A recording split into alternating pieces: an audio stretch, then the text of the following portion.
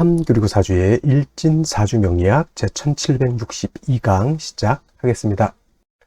오늘은 양력으로 2023년 9월 3일이고요. 음력으로는 2023년 7월 19일입니다. 오늘 명식은 개묘년 경신월 갑자일이 되겠고요. 일진은 갑자가 되겠습니다. 자, 오늘 일간 양목인 갑목 일간이 오늘 일간이 되겠고요. 그 다음에 그 일간 갑목이 태어난 월령은 금왕절인 신월이 되겠습니다. 갑목이 신월이 태어났을 때는 사주를 어떻게 분석하는 것인지 알아보도록 하겠습니다.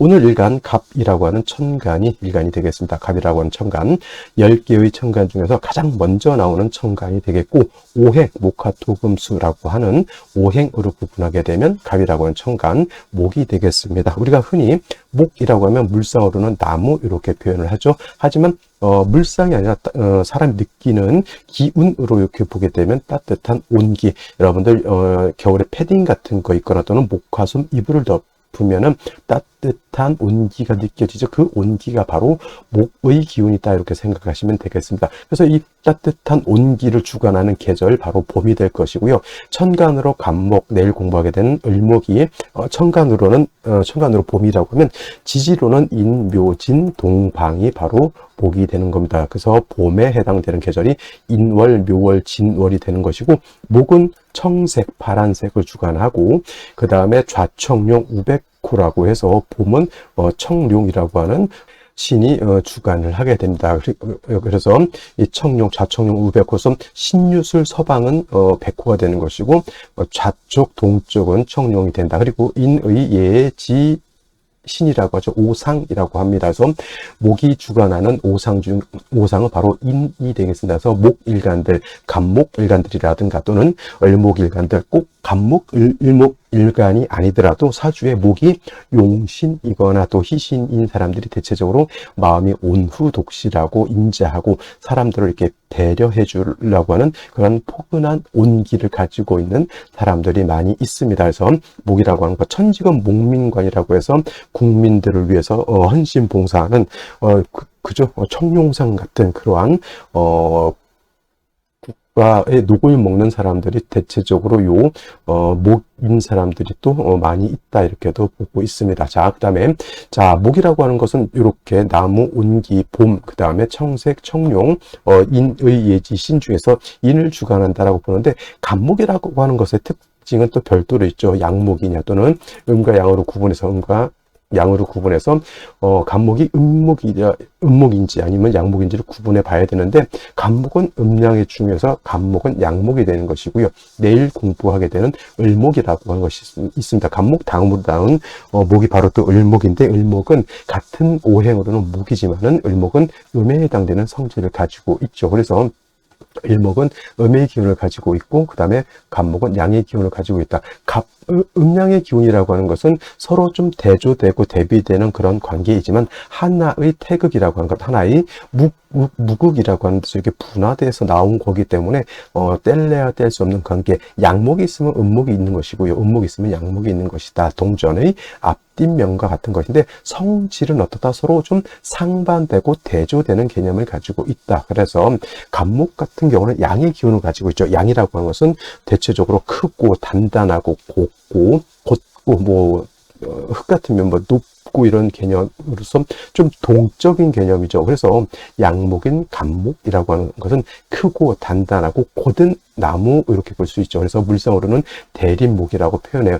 큰 대자, 숲을 임자, 나무 목자. 그래서 큰 숲을 이루는 나무, 여러분 산에 가게 되면 소나무라든가 오동나무라든가 전나무라든가 또는 편백나무 같이 휘어지지 않고 곧게 큼직하게 자라는 나무들이 있습니다.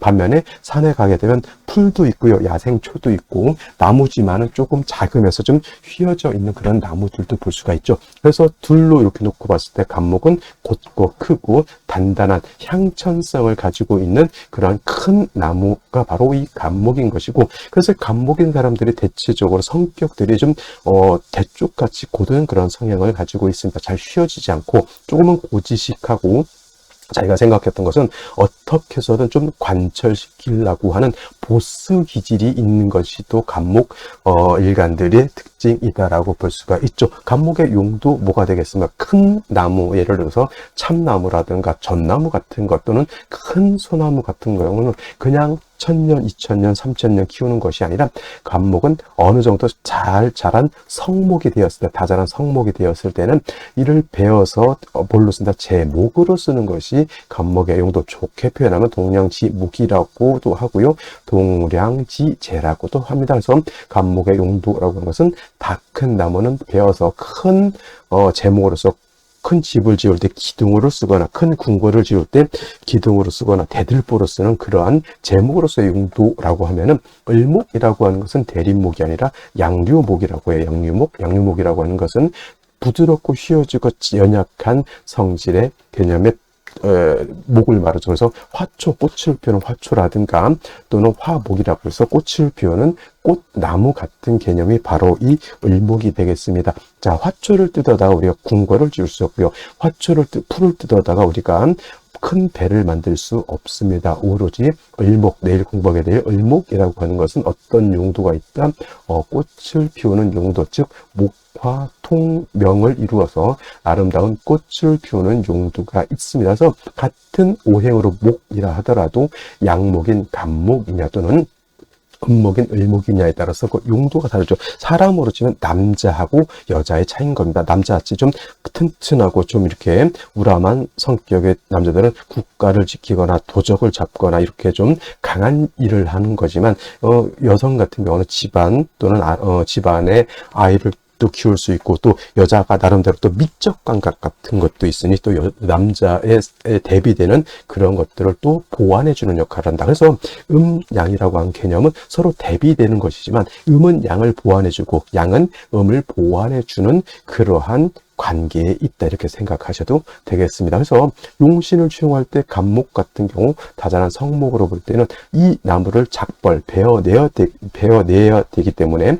경금이라고 하는 금으로서 갑목을 작벌하고요. 단 경금이라고 하는 도끼 또는 경금이라고 하는 전기톱 같은 걸로 갑목을 베어낼 때는 날카롭게 날이 서 있어야지만 갑목을 깔끔하게 재련할 수가 있겠죠. 목수가 있는데 톱을 제대로 갈아놓지 않고요. 도끼를 제대로 갈아놓지 않았고요. 대패를 제대로 갈아놓지 않아서 날이 무딥니다. 이런 연장 가지고 갑목을 재련하는 것이나 갑목을 뜯어내는 것이죠. 그래서 이런 경우에는 갑목이 경금을 쓸 때는 항상 정화를 대동해서 경금을 단련해서 경금을 날카롭게 해야지만 그 경금이 갑목을 깔끔하게 재련해서 큰 제목으로 쓸 수 있겠다라고 하는 것이 바로 갑목의 기본적인 용신치용법이 되는 것이고, 을목 같은 경우에는 을목을 작벌해서 우리가 큰 궁궐을 짓고 하지 않죠. 을목은 목화 통명이 돼서 꽃으로 피우는 용도가 있다 하였으니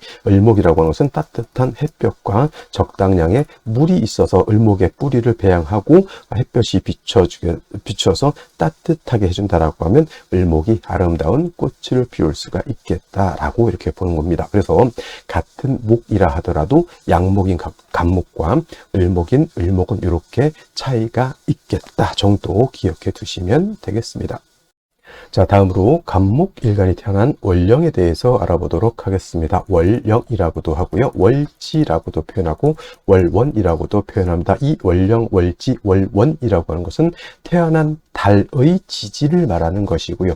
태어난 달의 지지, 월지, 월령, 월원이라고 하는 개념 안에는 계절의 개념을 가지고 있다. 춘하, 추동의 개념을 가지고 있고요. 이 안에는 왕쇠, 어느 오행이 왕하냐 약하냐 왕, 그 다음에 한열, 이 사주가 추우냐 더우냐 따뜻하냐 서늘하냐 또는 마를라 있느냐 아니면 습해져 있느냐 이런 것들을 볼 수가 있겠죠. 왕세와 한열의 개념을 가지고 있는 것이 바로 이 월령이다. 물론 시지에도 그런 개념이 없지 않아 있지만은 월이라고 하는 것은 큰 달의 개념이고 이 시지는 한 하루의 개념이기 때문에 이 시지보다는 그만큼 원령, 태어난 달이 그만큼 중요하고 계절의 개념을 가지고 있는 것은 시지는 계절의 개념이 없습니다. 계절은 오로지 월지의 몫이다라고 볼 수가 있습니다. 그리고 이 왕세와 한열이라고 하는 것은 사주 명리학에서 가장 핵심적인 단어 포인트가 바로 왕세와 한열이다라고 하는 것. 이것은 반드시 뭘 해줘야 된다?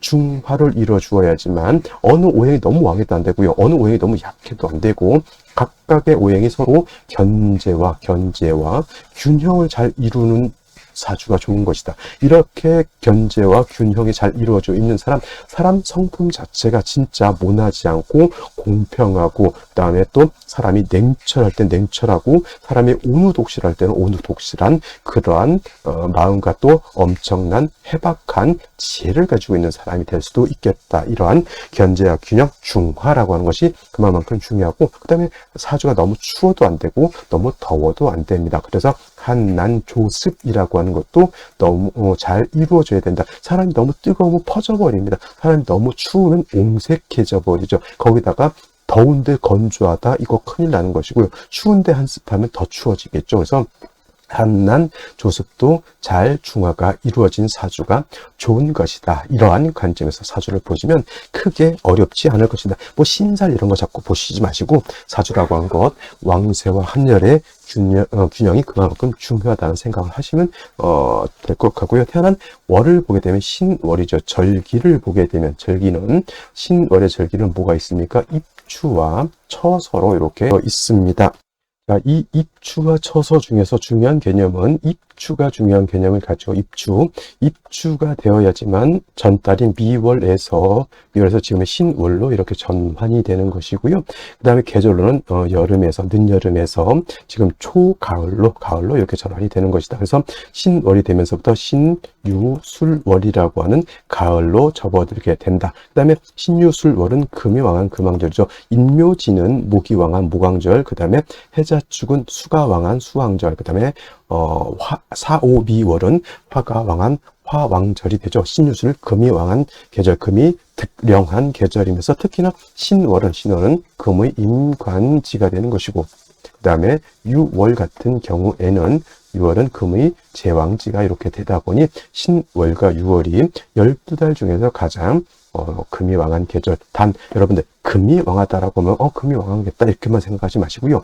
금은 수를 생하는 역할을 하게 되니 금이 왕하면 자연적으로 수가 세력을 얻게 되는 것이고, 금은 어떻게 됩니까? 목을 극하게 되니 금이 왕할수록 목은 약해지는 것이고, 그 다음에 토가 금을 생할 때 금이 왕해지면 토는 더욱더 약해지게 된다라고 하는 것까지 유추해서 알아두셔야지 사주를 볼 때 여러 가지 다각적인 방면에서 사주를 생각하고 추론해 볼 수가 있는 겁니다. 자, 신월이라고 하는 계절, 이러한 계절인데 태어난 일간이 뭡니까? 금방 말했던 간목이죠. 간목이 신월에 태어나게 되면 아까 말씀드렸던 것처럼 금이 목을 극하게 되니 신월의 목은 어떻게 되겠습니까? 신약하겠죠. 신약.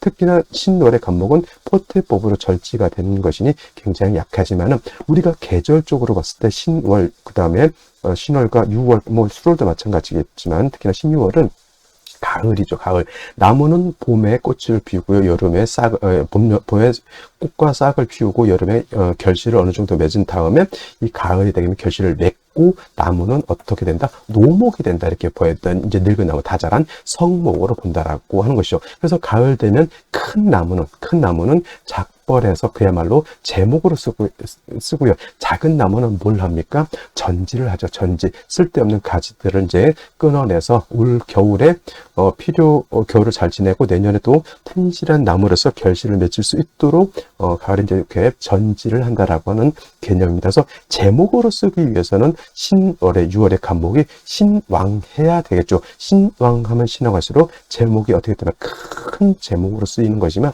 신약하면 그냥 전지하는 개념, 아니면 진짜 신약한데 금이 왕하게 되면 이때는 그냥 그야말로 부직갱이로 화목으로서 땔감으로밖에 쓸 수가 없게 됩니다. 그래서 신월이라든가 유월의 간목이 동량지목으로 쓰기 위해서는 반드시 일간이 신왕함을 요한다, 이렇게 보시면 되겠습니다. 그래서 일단 중요한 것은 간목이 신월에 태어나게 되면 일간은 약하고 칠살이 망하죠. 이렇게 해서 저 간목을 배워서 배워서 동량심으로 쓰기 위해서는 원령 자체에서 칠살 경금이 왕하기 때문에 반드시 정화를 이용해서 경금을 갖다가 단련함이 필요하다라고 보시면 되겠고, 이런 경우에 지지로 뭐 인목이라든가 인목 또는 묘목 등이 있어서 하다못해 해수 정도 이렇게 있어서 간목이 뿌리를 내릴 수 있다라고 하면 이때야말로 뭐다? 간목이 큰 제목으로서 쓸 수가 있겠다. 예를 들면 정화가 투출하게 되면 정묘시가 되거든요. 이런 경우 예를 들어서 경금까지 투출되어 있다. 이거 명리서에 뭐라고 되어 있냐면 일간이 왕하고 신왕하고 신왕 살고 유제면 출장 입상이다. 출장 입상이다. 이렇게 표현을 합니다. 뭐냐면 출장 입상, 이건 뭐냐면 일간이 왕하고, 여기서 신왕이라고 하는 것은 일간이 왕하다라는 뜻이고, 살고라고 하는 것은 칠살이 왕하다라고 하는 것이고, 유제라고 하는 것은 제함이 있다. 정화로서 경금을 이렇게 단련하게 되면 일간도 왕하고 그 칠살도 왕하고 그 칠살을 내가 다스릴 수 있는 힘까지 얻게 되면 나가서는 출장이죠. 출상이 아니고 출장 입상이라고 해서 나가서는 명장이 되는 것이고 들어와서는 명재상이 되죠. 옛날 김종서 장군 같은 그러한 들어와서 명재상, 나가서는 명장수, 오랑캐들이 덜덜덜덜 떨었다고 하는 그러한 사람이 되는 것이죠. 부귀 영화를 크게 얻을 수 있는 그런 구조가 되는 겁니다. 그래서 신월의 간목은 정화 경금을 쓰되 일단 일간이 왕하면 왕할수록 좋다. 여기까지 알아두셨으면 좋겠고요. 근데 예를 들어서 이렇게 신월에 물론 일간 자체도 뭐 뿌리가 없지 않아 있지만 금이 있는데 만약 예를 들어서 무토라든가 기토 같은 것이 토가 많게 되면 토는 재성이긴 하지만 재성이 뭘 생해합니까? 관을 생해줘, 칠살을 생해줘. 이걸 갖다가 부곤파처라고 합니다. 부곤파처가 되는 경우에는 일간이 어느 정도 힘이 있을 때 세력을 가졌을 때 부곤파처가 되는 것이고, 만약에 일간에 세력이 없을 때는 이거는 제살 대왕이 된다. 이것도 여러분들이 구분하실 수 있다라고 하면 좀 더 명리를 깊이 있게 공부하신 사람이라고 할 수 있습니다. 그래서 부검파처하고 제살 대왕을 여러분들 구분할 수 있는 안목을 한번 가지시는 것도 필요하겠다라는 말씀을 드리면서 오늘의 명식을 다시 한번 보시고요. 그 다음에 생시 알아보도록 하겠습니다. 자, 오늘의 명식을 다시 한번 살펴보도록 하겠습니다. 오늘 명식, 간목, 일간이 신월에 태어난 사주 명식이 되겠고요. 자, 일간의 특성, 원령의 특성, 안연우의 격국이라고 하는 거 살펴보겠습니다. 자, 격국이라고 하는 것은 일간과 원령과의 관계를 살펴 사주 8글자가 어떻게 구성되어 있느냐를 놓고 보는 것인데, 자, 일간 간목이라고 하는 것은 양의 기운을 가지고 있는 나무, 양목이 될 것이고요. 월지 있는 이 신금이라고 하는 것은 양금이죠. 양의 기운을 가지고 있는 금이 되겠습니다. 그래서 일단 관계는 양 대 양의 관계가 되는데, 금이라고 하는 것은 목을 극하는 관계가 되겠습니다. 월지 있는 금이 일간인 나를 극한다, 극아자라고 이렇게 표현을 하고요. 나를 극하는 거는 육친으로는 관성이 되겠습니다. 관성 다시 두 가지로 구분해 볼 수가 있는데, 정관과 편관으로 이렇게 구분해 줄 수가 있습니다. 자, 정관이라고 하는 것은 여러분들 배울 때 법, 윤리, 도덕, 여자한테는 바른 남편 이렇게 배우고요.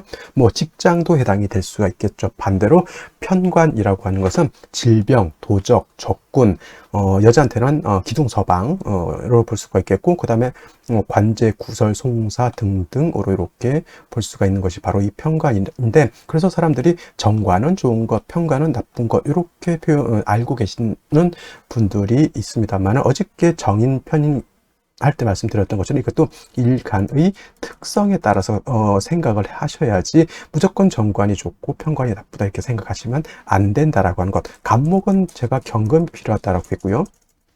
그 다음에 병화는 임수, 병화는 병화가 아니고 병화는 임수로서 보강해 주는 것을 좋아하죠. 무토는 간목으로서 소토하는 것을 좋아하고요.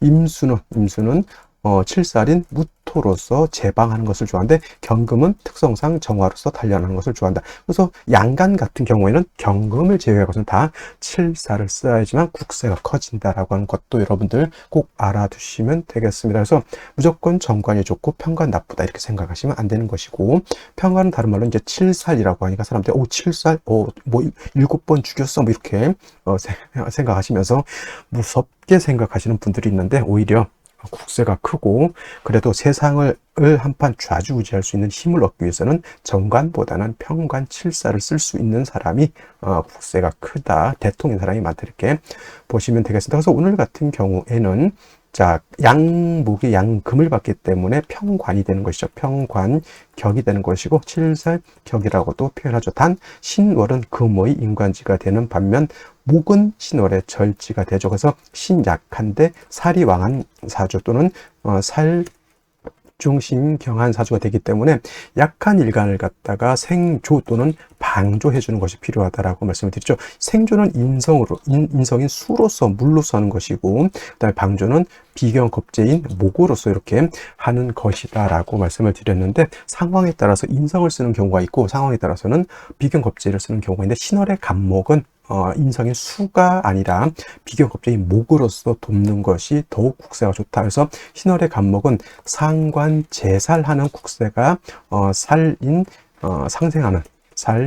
상생하는 국세보다 월등히 좋다, 이렇게 말씀을 드렸죠. 그래서 간목일간이 뿌리가 있은 연후에 정화로서 금을 단련시키는 구조로 가야 된다라고 말씀을 드렸는데, 자, 오늘 월간 경금이라고 하는 것이 이렇게 투출이 되어 있습니다. 물론 이제 이에 앞서 이제 신이라고 하는 글자 안에는 지장간이 무토, 임수, 그다음에 경금이라고 하는 것이 들어가 있는데, 만약에 임수가 천간으로 경금이 아니라 만약에 임수가 천간으로 이렇게 투출이 되게 되면 이건 격국이 이제 편인격으로 바뀐다라고 볼 수가 있습니다. 편인격.